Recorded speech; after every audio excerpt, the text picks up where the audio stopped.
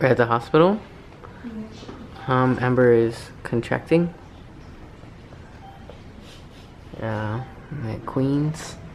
It's very exciting. Baby's not here yet. Been here for about 5 or 6 hours. Mama's having contractions. And they hurt. And Absidy's dead. It's your aunt. Hey guys, so today we're going to be doing the birth story of our son Odin Charles Kealaka'i Pono Underwood. We'll explain his name in a different video, but today we are going to be doing his story.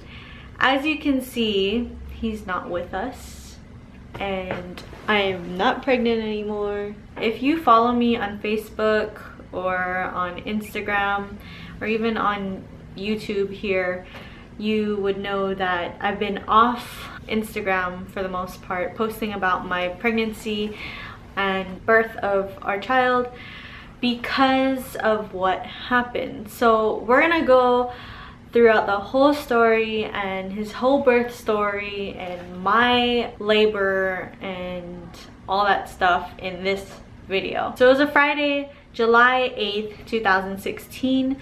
In the morning, I started having contractions, and they were pretty mild. I could feel them, and I don't really remember how intense they were, but they were just contractions to the point where I knew that they were legit contractions, not Braxton Hicks contractions. So we dropped off our car because our car had some issues. It had a nail in the tire. Thankfully we got that cleared before baby came, because if not, that would be kind of sucky. I fell asleep and then we picked up the car. The contractions became a little bit more consistent and this and that, and I was telling myself, don't get too excited, you're probably not gonna go into labor until a couple more days.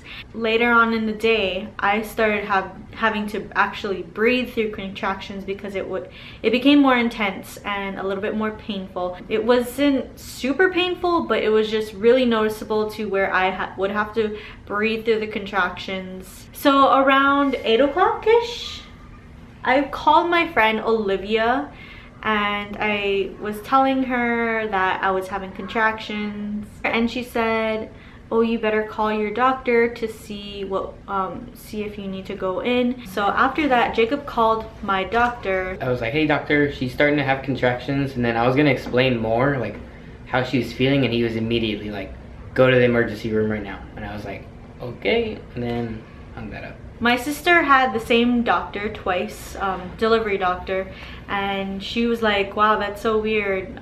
He told me he wanted more information out of me when I was in labor. The situation is different from me because he knew that my baby was gonna come out big and there was a risk of having to go into C-section. I was a day overdue. Baby gets bigger and bigger and bigger by each day, and he didn't want to risk me to get a C-section automatically. We got into the hospital around 10 o'clock, so we went up into the, what is it called, the labor room. Our plan was for me to do natural, no medications, vaginal birth, blah blah blah, skin to skin, no washing of the vernix. He would cut the umbilical cord for about 9 hours or 9.5 hours. I was doing okay. Like, it was painful and very intense contractions. So the methods I tried to do for my natural birth was walking around, bouncing on that little bouncing pregnancy ball thing, which didn't help at all because my stomach was sore. I also went in the shower for like probably 10 minutes. Jacob would press on my lower back because that's where all the pain was. And I was on a rocking chair, and that probably was the best one for my situation because of my stomach aches. But they checked me and I was at a 3 or a 4, I believe. And then they broke my water. After my water broke, it became so intense. I've never ever experienced this kind of pain in my life. I was having contractions after contractions and I barely had any time to rest. Once they broke her water bag, her doctor came in and was like, Amber, you're gonna want to get an epidural soon. Like the contractions are gonna get worse and this baby's huge and it's just gonna get more and more painful. And she was like, no, I'll fight it. The nurses were like, you sure you want that epidural? You sure? I think they asked me a total of 10 times. Every time they came in and checked on her, they asked. They pretty much wanted me to get the epidural. So then he walked out and she fought for about 30 minutes. And she was screaming for about 30 minutes because as soon as he walked out of the room, it was just like a scream fest. Because I didn't want to let her down. I didn't want to be like, all right, get the epidural immediately. She was begging, like, please, like, I can't do it. And I was like, okay, let's get the epidural. Okay, update. They popped her water bag and then immediately after the contractions got harder and she fought for like 30 minutes and could not take it anymore. So we got the epidural. And were you scared, Absidy? I was relieved that she got the epidural. Yeah. Do you feel better, honey? Yeah, I thought I was gonna make it, but after he said you might stay like that for more, I was like, oh, no ways. Yeah. Yeah. It's just bad situation. Okay, let's guess how many pillows Mommy has. Mommy has 1 pillow. Mommy has 2 pillows. We brought this from home. Mommy has 3 pillows. This is a big beanbag pillow. Peanut. Mommy has 4 pillows. Mommy has 4 pillows. Grandma has none. So they put an oxygen mask on me because his heart rate was going down in some contractions. So after I had the epidural, I finally got some sleep because I did not feel the pain anymore. I couldn't feel anything from the waist down. So Mommy has Jello. She hasn't been allowed to eat anything, so Jello's nice. Grandma has her rocking chair. Auntie's in her corner. And this is Daddy's place. Boom.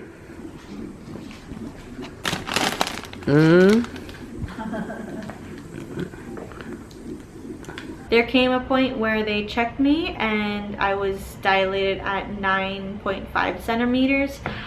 But one side of my cervix was not having it, I guess, and would not go down. So they checked on me again, I don't know when, but they came back and checked and they're like, okay, we're just gonna start practicing pushing. So I practiced pushing for pretty much an hour. It wasn't like consistent, like every single contraction I was gonna push. I didn't do that. So ever so often I would push. So I probably did about 5 sets. When my doctor came in finally to deliver the baby, I did a last 3 pushes and he was like, your baby is not going to come out this way. He is too big for you. You need to get a C-section. And he said if you were to not have gained all that weight, pretty much, because I gained 50 pounds total, you probably could have pushed the baby out. You're pushing well, it's just that this baby is way too big and you're not fully dilated. I did not move with my dilation at that point for the 9.5 centimeters. So it was kind of disappointing, but I was like, okay, that's how it's gonna be, then that's how it's gonna be. They started preparing everything for the C-section. I don't know if it's an emergency C-section because I didn't push that much. We went into the room pretty much an hour later, the operation room. I ended up getting more numbing medications. From my stomach down, I could not feel anything.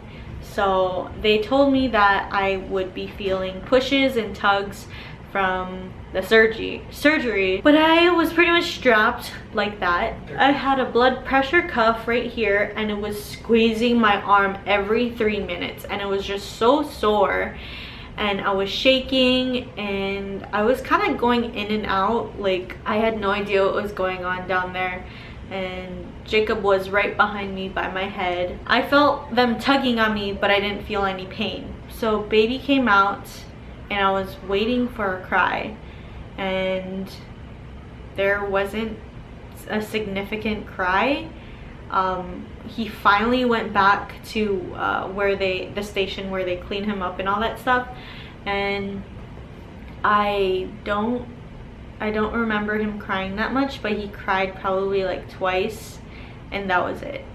So at this point, they're starting to fix me back up and put me back together, I guess. Jacob actually came back to take pictures for me on his phone, and I saw him, but I didn't physically get to see him, and I fell asleep. Then my baby was out of the room, then they transferred me into the postpartum room. I felt like I had no child, because I guess when you have C-sections, you don't feel like you have a child. I don't know, I think it's just my situation, but I just felt like I wasn't even pregnant to begin with. Like, I was just there because I had a surgery. I didn't get to see my baby for 6 hours. All I knew is that he was going to be transferred into a different hospital. I only saw my baby for 5 minutes, and I could barely see him because he was in like some incubator thing where you put your hands in, whatever, and I only got to touch his hand. I didn't even get to see his face. He pretty much got transferred to Kapiolani, and I was in Queens, and pretty much I was stripped away from my son. I felt like I had no baby, and I didn't give birth, and I was just there. I didn't get to experience what I want to experience, and with all that natural whatever stuff, I didn't get to experience it. I pretty much hadn't seen my son for 2 days, and I was in the room just recovering and trying to get better so I could see him. I pretty much left the hospital a day after my C-section, which is pretty fast for a lot of people. Normally you're supposed to be in there for 3 days, and she left like 36 hours, so not even a full 40, or not even full 2 days she left. The nurses there took really good care of me, and I'm so grateful for them, because I probably wouldn't have been able to get out of bed or in and out of bed. I was so sore, and I'm finally able to walk more comfortably. I'm 11 days postpartum, and I'm able to walk, but it's slow. Sometimes my incision hurts, but kind of not taking my medications as much, but I am still taking it because sometimes it will hurt. I finally got to see my son, and he was pretty much taped up with wires and IVs and everything, and I still didn't feel like that was my son. I got to see him 3 or 4 times, and it wasn't like a lot, and I just felt like he still wasn't my kid. He had to get surgery in San Diego, which that's where we are right now, at Rady's Children's Hospital, to get what is it called? An arterial vein switch. We had no idea what was wrong with him, and basically once he was born, we're gonna go back a little bit. Once he was born, he couldn't cry. I mean, when he was on the inside of her stomach, he didn't need his lungs, and he didn't need to breathe on his own. So once he came out and he couldn't breathe on his own and he couldn't cry, he was like immediately purple and blue, and they took him to the airway station, and they were just trying to open up his airway and get him breathing, because he wasn't getting any oxygen at all, and it was super terrifying. So the entire time while Amber's getting sewn up, they're trying to get oxygen in Odin. And so once they transferred him to Kapiolani, that's when they called Amber and told her that he needed surgery in San Diego because he needs a heart specialist, because they did an x-ray and they realized his 2 arterial veins were opposite. And if you guys were wondering, no, this defect wasn't from me working out at all. It's honestly not a rare case at all. It happens in 1 in every 10,000 kids. So it had nothing to do with my health. It had nothing to do with anything that I was doing. It just happens.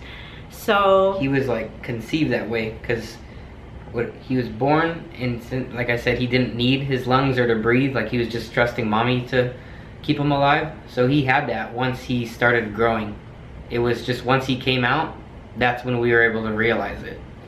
So it wasn't affected at all from working out or anything. And originally, as soon as we got here, he was supposed to have surgery within the next hour.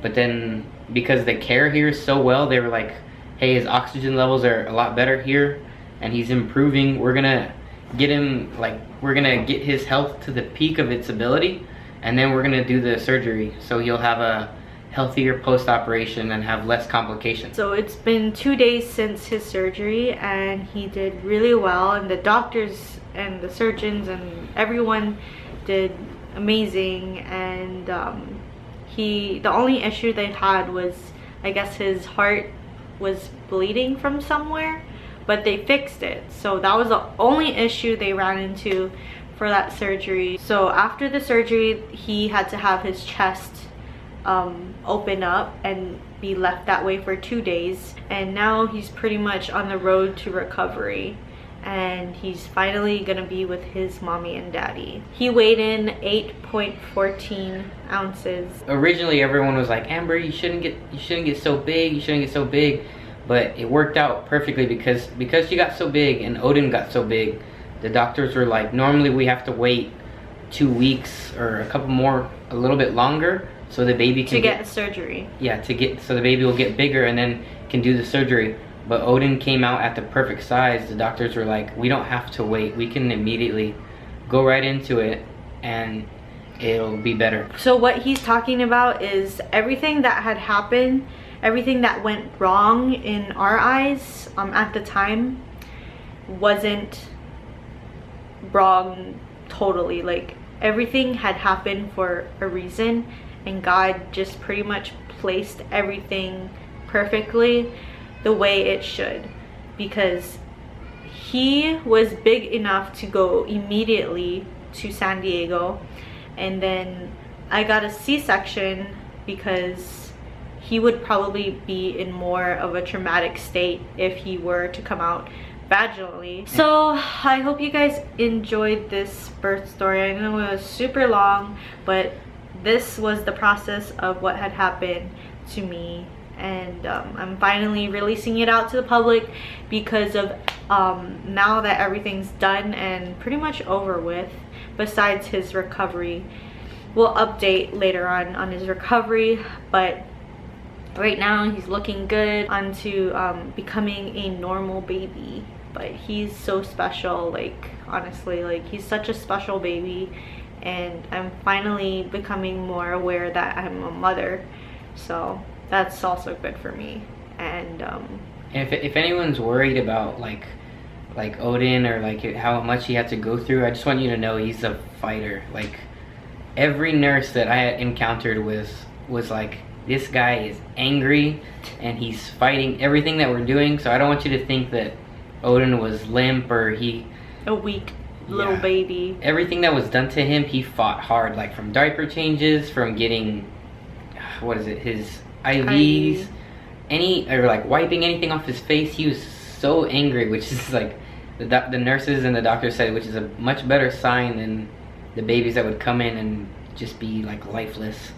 So this boy has a lot of life in him and a lot of fight. The good thing about this place is that this hospital is the best in the country and has been the best for 12 consecutive years, and this is pretty much normal to them. And it's like I had no stress leaving my baby to have surgery with them, because even the surgeon is one of the best in the country. I didn't really feel much stress for this because there was so much love, there's so much support from my family and close friends, and that sounds pretty bad, but I'm so grateful that I didn't need to feel that way, because this is honestly pretty rough on a lot of people. So yeah, we pretty much want to thank every single person that we've told. Thank you for the love and the support and the prayers and the thoughts and everything. And the Army and TRICARE. And the Army and TRICARE, yeah, for Sergeant sure. Watley. Everyone, because without you guys, this would have been such a hard journey. Much harder journey. Like, this has made us stronger in our faith with God, and stronger as a family. I think the thing that hurt me most was seeing my family be hurt because of it, because I'm like the baby of the family. Like, my brother was mad because why does this happen, this and that, but it's like God put us in this situation for good. And even though it's an unfortunate thing, but it's just keeping our faith with the Lord. God has really proven himself to us every single day and still continues to, and we're so blessed and so thankful, and we're very humbled by this experience. Thank you to everyone, and if we didn't tell you, we're sorry, but it was such a big it's just a big thing, and we personally don't like to update every single person.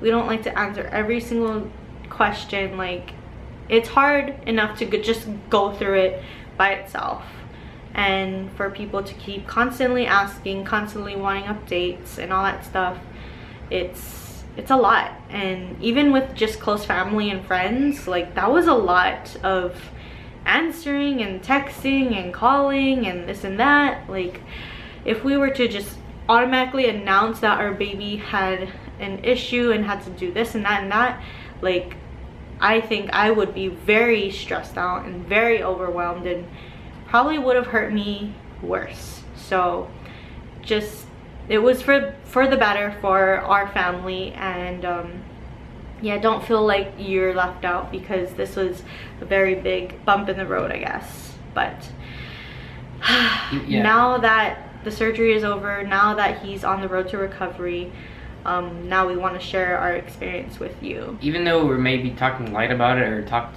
kind of fast about it, it was very serious. Said, even though being a medic, there was a lot of signs I saw, like, that I studied and I saw in my own son, and in my mind, just watching it, it was really hard. Our baby has gone through a lot in these past days that he's been alive. Like, he is such a fighter, and we're so proud of him. Once again, thank you for watching this video, and thank you for the love and support from everyone, and we will see you in the next video. I don't know when, but we will see you.